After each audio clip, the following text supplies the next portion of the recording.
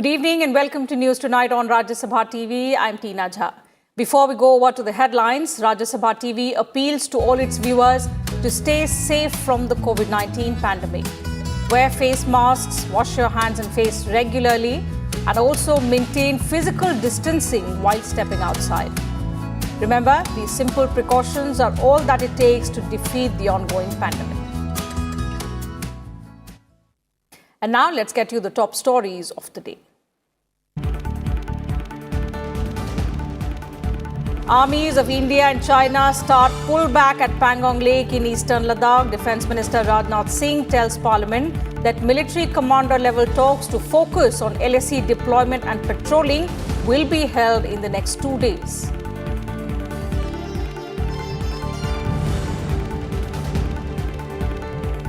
Government warns against misuse of social media. Union Minister Ravi Shankar Prasad says companies will face strict action if they violate India's laws.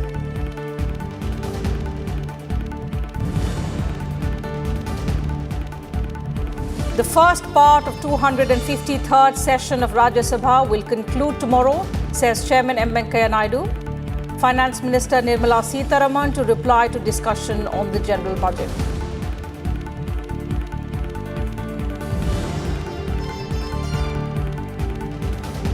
Atmanirbhar Bharat mission ensured the welfare of the underprivileged. On the death anniversary of Pandit Deen Dayal Upadhyay, Prime Minister Modi asserts national interest is above politics.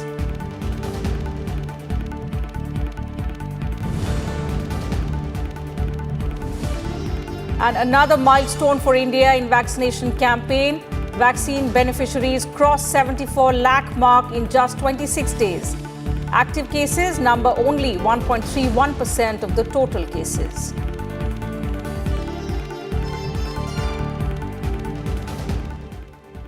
And the top story of the day, making a statement on the situation in eastern Ladakh in the Lok Sabha, Defence Minister Rajnath Singh informed on Thursday that both India and China have started the disengagement process along the line of actual control. The Defence Minister said the agreement envisages that both sides will cease their forward deployments in a phased and coordinated manner. He added that both the countries have maintained communication with each other through military and diplomatic channels since September last year to resolve the 9-month-long border standoff in eastern Ladakh.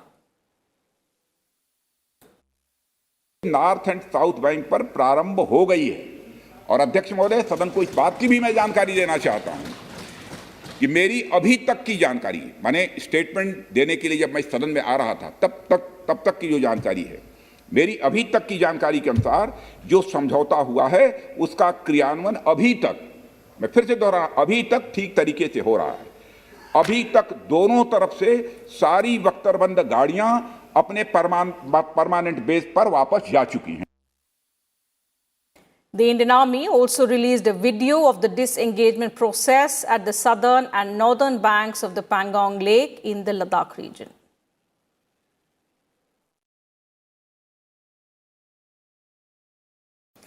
Earlier in the day, Defence Minister Rajnath Singh informed the Rajya Sabha that India and China have reached an agreement on disengagement of troops from the north and south banks of the Pangong Lake in eastern Ladakh.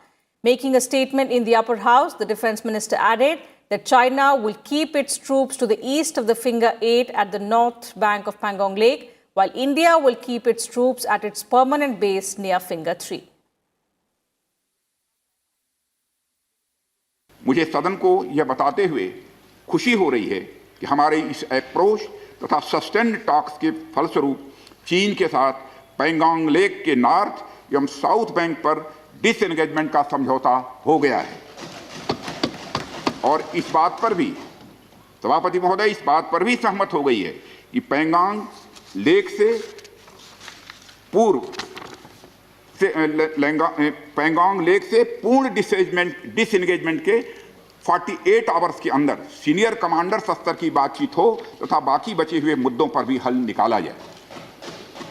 सभापति महोदय, Pangong lake area में चीन के साथ disengagement का जो समझौता हुआ है उसके अनुसार दोनों पक्ष फॉरवर्ड डिप्लॉयमेंट को phased, coordinated and verified manner में हटाएंगे। चीन अपनी सेना की टुकड़ियों को नॉर्थ बैंक में फिंगर 8 के पूरब की दिशा की तरफ रखेगा और इसी तरह भारत भी अपनी सेना की टुकड़ियों को फिंगर 3 के पास अपने permanent base Dhan Singh Thapa post पर रखेगा। इसी तरह की कार्रवाई साउथ बैंक एरिया में भी दोनों पक्षों द्वारा की जाएगी। ये कदम आपसी समझौते के तहत बढ़ाए जाएंगे तथा जो भी निर्माण आदि दोनों पक्षों द्वारा अप्रैल 2020 से नॉर्थ एंड साउथ बैंक पर किया गया है उन्हें हटा दिया जाएगा और पुरानी स्थिति कायम कर दी जाएगी। सभापति महोदय, यह भी तय हुआ है कि दोनों पक्ष नॉर्थ बैंक पर अपनी सेना की गतिविधियां, जिसमें परंपरागत स्थानों की पेट्रोलिंग भी सम्मिलित है, को अस्थायी रूप से स्थगित रखेंगे। पेट्रोलिंग तभी शुरू की जाएगी जब सेना एवं राजनयिक स्तर पर यानी डिप्लोमेटिक लेवल पर आगे बातचीत करके समझौता बनेगा। इस समझौते पर कार्रवाई कल से नॉर्थ एंड साउथ बैंक पर प्रारंभ हो गई है। यह उम्मीद है इसके द्वारा पिछले साल के गतिरोध से पहले जैसी स्थिति बहाल हो जाएगी। The Defence Minister assured the House that India has not conceded anything while entering into the disengagement process, adding there are some outstanding issues with regard to deployment and patrolling at some other points along the line of actual control in eastern Ladakh. मैं इस सदन को आश्वस्त करना चाहता हूं कि इस बातचीत में हमने कुछ भी खोया नहीं है। सभापति महोदय, सदन को यह भी जानकारी देना चाहता हूं अभी भी यलेची पर डिप्लॉयमेंट तथा पेट्रोलिंग के बारे में कुछ आउटस्टैंडिंग इश्यूज बचे हुए हैं। इन पर हमारा ध्यान आगे की बातचीत में रहेगा। दोनों पक्ष इस बात पर सहमत हैं कि बाइलेटरल एग्रीमेंट्स तथा प्रोटोकॉल के तहत पूर्ण डिसएंगेजमेंट जल्द से जल्द कर लिया जाए। अब तक की बातचीत के बाद चीन भी देश की संप्रभुता की रक्षा के हमारे संकल्प से पूरी तरह और अच्छी तरह अवगत है। हमारी यह भी अपेक्षा है कि चीन द्वारा हमारे साथ मिलकर बचे हुए मुद्दों को हल करने का पूरी गंभीरता के साथ प्रयास किया जाएगा। As members of the opposition parties demanded to question Defence Minister Rajnath Singh on his statement on the situation in Ladakh, Chairman Naidu said that the matter pertains to national security and that members of parliament must speak in one voice. Let us not send wrong signals. Let us not send wrong signals. The entire House should be seen speaking in one voice. And then, please. Union Minister Ravi Shankar Prasad said on Thursday, he informed the Rajya Sabha that strict action will be taken against the misuse of social media to spread fake news and fuel violence. Responding to the queries of members during question hour, Ravi Shankar Prasad said that social media has a big role in Digital India program, but its misuse will not be tolerated. Commenting on the government's commitment to free speech and individual freedom, social media companies will have to adhere to rules if they want to continue working in the country. हम social media का बहुत सम्मान करते हैं। Social media ने आम लोगों को एम्पावर किया है। डिजिटल इंडिया प्रोग्राम में सोशल मीडिया का भी बहुत बड़ी भूमिका है। हम आलोचना के भी अधिकार का सम्मान करते हैं। प्रधानमंत्री से लेकर सरकार तक की आप आलोचना कर सकते हैं क्योंकि ये संविधान का अंग है। लेकिन सोशल मीडिया का दुरुपयोग अगर हिंसा, फेक न्यूज, वैमनस्य बढ़ाने के लिए किया जाएगा तो कार्रवाई होगी। ये हम बहुत विनम्रता से कहना चाहते हैं। सर, दूसरी बात, हम भारत के चुनाव की प्रक्रिया को बहुत ही आदर से लेते हैं और चुनाव आयोग ने बहुत ही बढ़िया काम किया है। अगर सोशल मीडिया का दुरुपयोग करके कोई चुनाव को भ्रष्टाचार से प्रभावित करने की कोशिश करेगा तो सख्त कार्रवाई की जाएगी, यह भी हम कहना चाहते हैं। और उसमें चुनाव आयोग के साथ साथ सरकारें भी काम करेंगी। जहां तक आप फेक न्यूज का सवाल है सर, मित्रवर प्रकाश जी यहां बैठे हुए हैं सर, एक फेक न्यूज को बस्ट करने का हमने प्लेटफॉर्म बनाया हुआ है और जो फेक न्यूज डालते हैं तुरंत उसका करेक्शन भी यहीं आ जाता है। तो आज इस सदन के पटल से, चाहे वो ट्विटर हो, चाहे वो फेसबुक हो, चाहे वो लिंक्डइन हो या कोई हो या व्हाट्सएप हो, मैं विनम्रता से आग्रह करूंगा, भारत में आप काम करिए, आपके करोड़ों फॉलोअर हैं, हम उसका सम्मान करते हैं, पैसे भी कमाइए, लेकिन भारत के संविधान को आपको पालन करना होगा, भारत के कानून को आपको पालन करना होगा। Moving on, External Affairs Minister S. Jaishankar said on Thursday that with sustained diplomatic efforts, the government is trying to secure the release of all Tamil fishermen in Sri Lanka. The minister said that the fishermen have been provided consular and legal assistance by the Indian High Commission in Colombo and the Indian Consulate in Jaffna. So we give the utmost attention both for the release of fishermen and for the release of boats which are taken into custody by Sri Lanka. Right now, there are no Indian fishermen in custody of Sri Lanka. There were 9 till recently. They have been released. As of now, sir, there are 62 boats, Indian boats, which we are trying to get released from Sri Lankan custody. Previously, there were 173 boats, but out of which 36 were salvageable. So, the auction procedure for the unsalvageable boats are currently under discussion. Our endeavor would be whatever can be returned, we will get returned. Whatever can be salvaged, we will expedite this. Rajya Sabha Chairman M. Venkaiah Naidu gave a strong message on Thursday to the countries trying to interfere in India's internal matters. He said that such countries must first look inwards.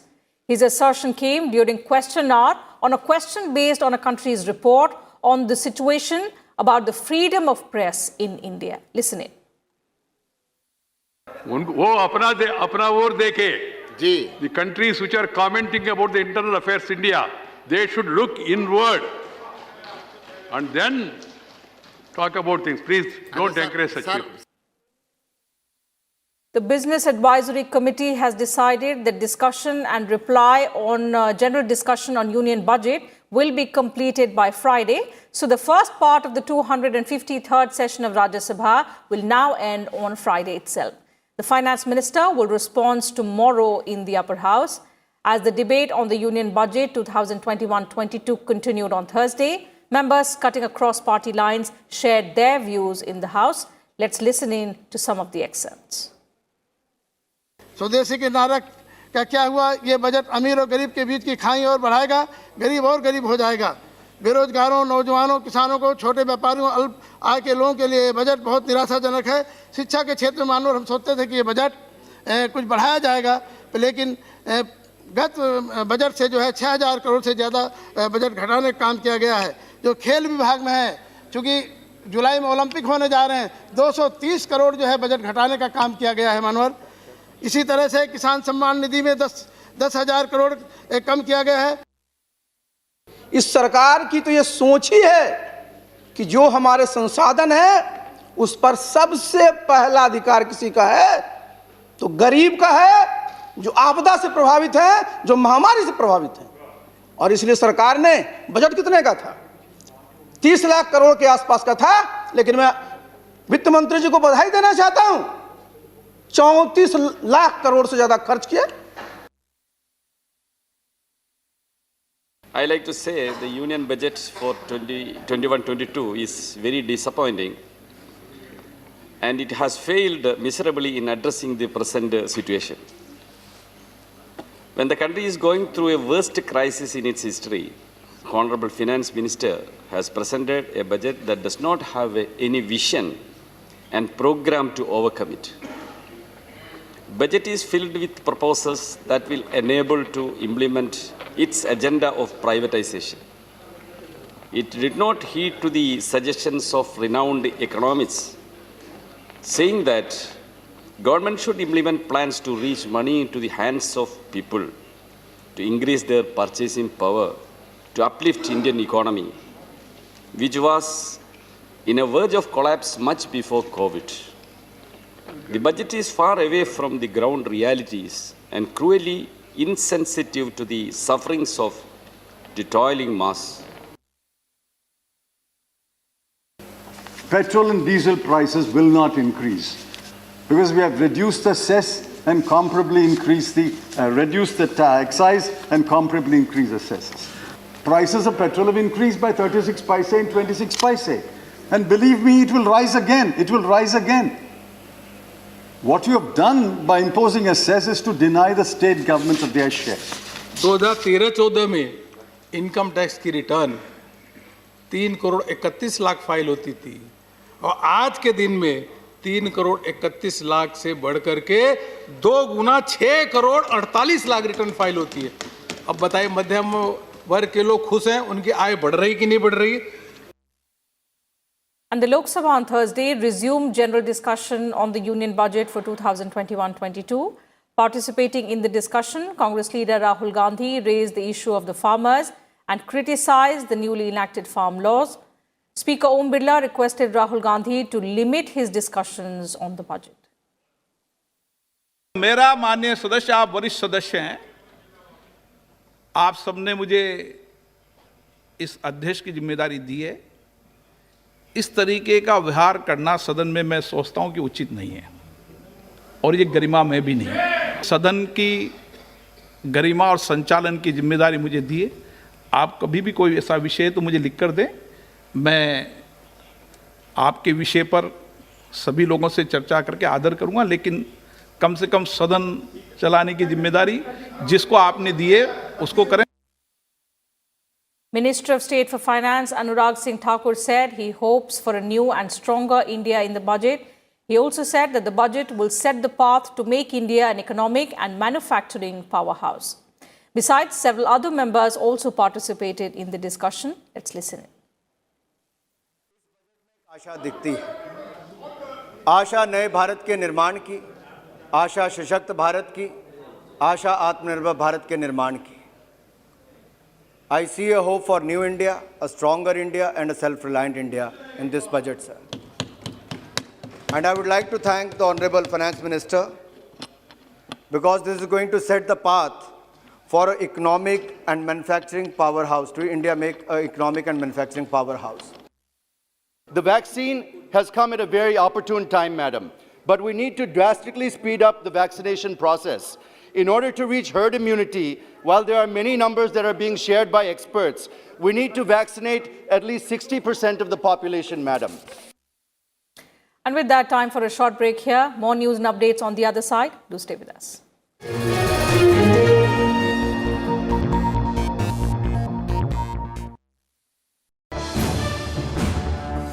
Watch The Big Picture at 9:30 p.m. only on Rajya Sabha television.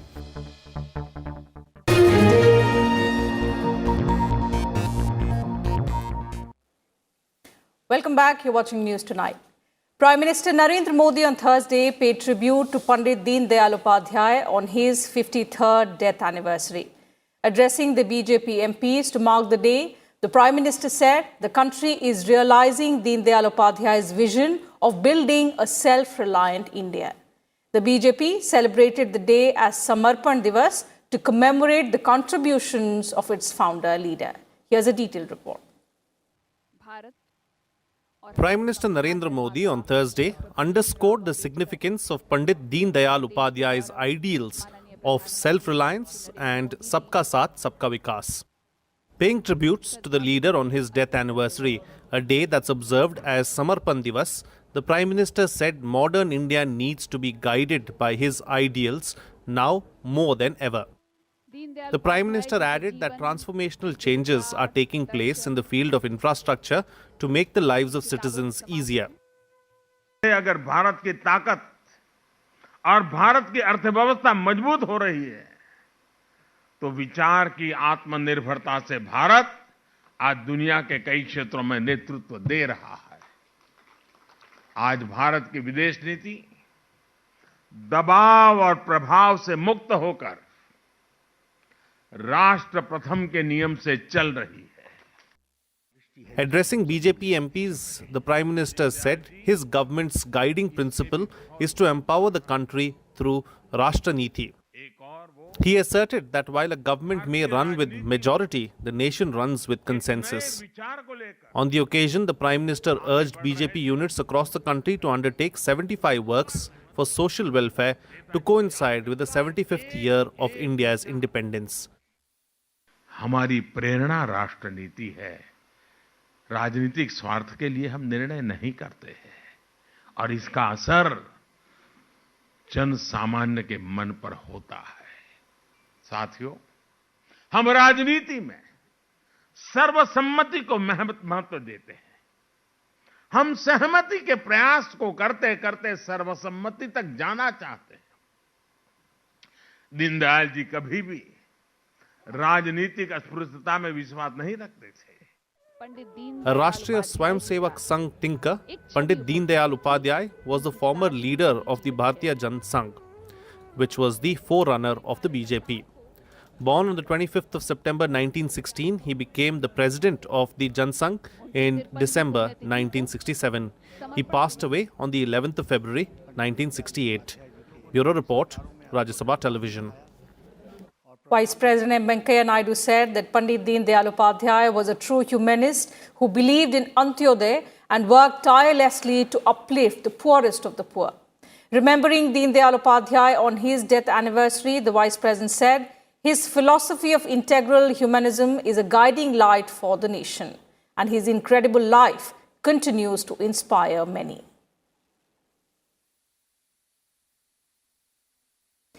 Notification for the by-polls to the 3 Rajya Sabha seats in Gujarat and Assam was issued on Thursday. The last date for filing nomination is 18th of February. The voting will be held on the 1st of March and the counting of votes will also take place on the same day.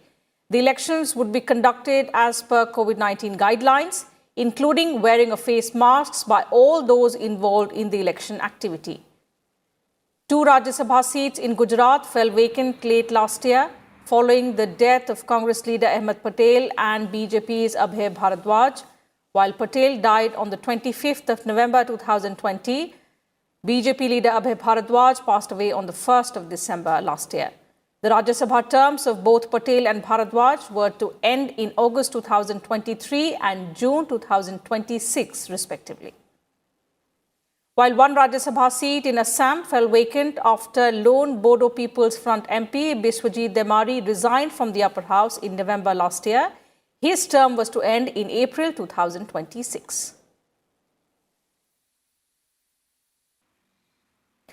After visiting Assam and West Bengal, Chief Election Commissioner Sunil Arora led the team to visit poll-bound Tamil Nadu on Thursday and are expected to also visit Puducherry and Kerala to take stock of the election preparations.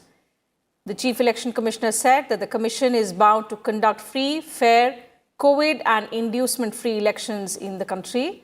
Speaking to the media after reviewing the poll preparedness for 2 days in Chennai, he said that all the requests and appeal made by the political parties were duly considered and a detailed review was also held.